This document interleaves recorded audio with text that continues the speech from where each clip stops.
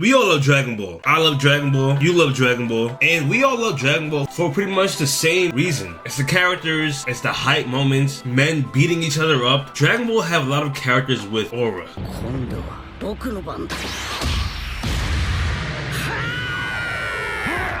But let's be honest though, and some characters who were introduced with maximum aura for them just to lose it in a pretty pathetic way. So we're gonna talk about some characters in Dragon Ball who have lost their aura. Started with Zamasu. He's a Kaioshin from a totally different universe, Universe 10. And from just seeing how he is, his attitude, his personality, you can kind of see that, yeah, he's kind of racist. But I'm pretty sure we all thought he was very strong, and it was the whole mystery with the Goku Black problem and everything surrounding it. So when Goku, Beerus, and Whis put up on him, I was very hyped to see it. But then, if you know Goku loved to fight. So he challenged Zamasu to a fight. He transformed into Super Saiyan 2. And then what happens after is just history. Goku had him on the ropes. It was so bad to the point where Zamasu had internal dialogue. Even Gowasu was gassing him up saying, if this dude fought Beerus, how is he alive? This was a pretty bad matchup for Zamasu. Zamasu lost hella aura points here, but it doesn't end right here. A couple episodes later, Zamasu tries to kill Gowasu, but then was stopped by Whis. He then tries to kill Goku, but then Beerus stops him. He catches his hand, and then he does it. He just Hakai's him out of existence. I mean, it is no comeback after that.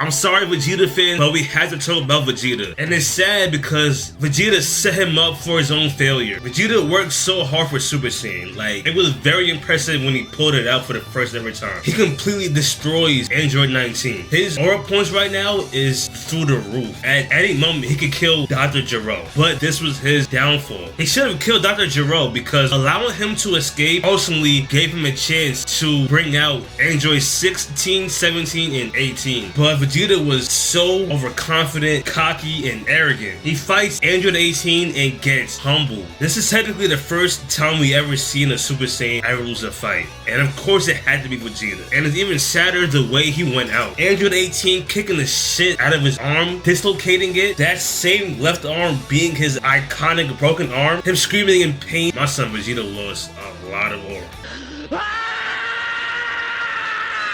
But not more than Captain Ginyu. Captain Ginyu was very cool. Being a leader of any group automatically grants you aura, and that's what Captain Ginyu had. He was pretty strong, but when Goku transformed into Kaioken, he was not banging with Goku. So he does the unthinkable and takes Goku's body, and my god, the aura he received from taking Goku's body and putting a scouter over it, that was a max aura. But that was the beginning of the end. He started to lose his aura slowly but surely. He didn't know how to handle Goku's powers. It seemed like Goku's aura was just overpowering him. But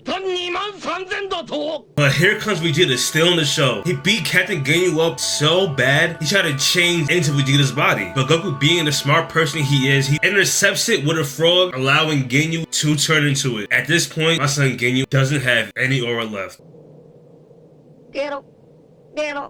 But someone who was introduced with maximum aura just to lose it all is Future Trunks. When we first seen Trunks, he was the most trippiest character we have ever seen. He came from the future, had a sword, and he was a Super Saiyan. I mean, from this point on, who the hell is this little kid? He made quick work of Frieza and then reassures the Z Fighters that he know where Goku is. He's on a run right now. He did lose some aura points fighting Goku because Goku did fight him with only one finger.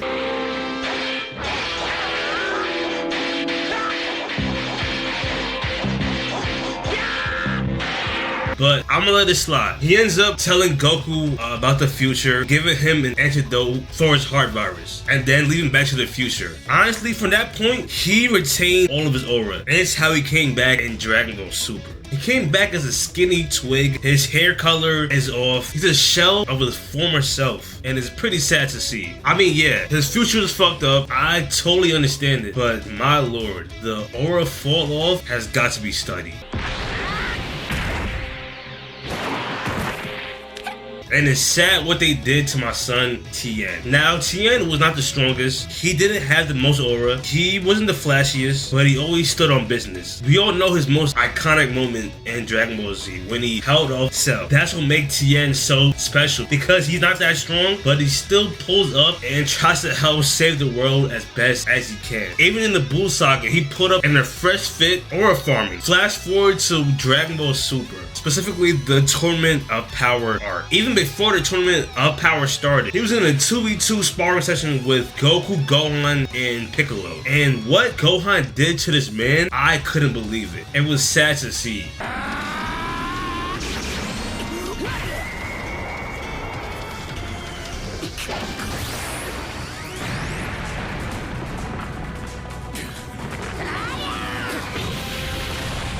Even in the Tournament of Power, he put in no work. I think even Krillin did better than him. Even Master Roshi. It's sad what they did to Tien. And speaking of Gohan, we have not forgot about you, bro. Gohan was him. He's the son of Goku. If you follow Dragon Ball Z, every arc, Gohan has his moment. He shows out. In the Cell Saga, we already know what he does. Arguably the greatest showing in Dragon Ball Z. Even though he did fall off kind of after, he did pick back up with Ultimate Gohan.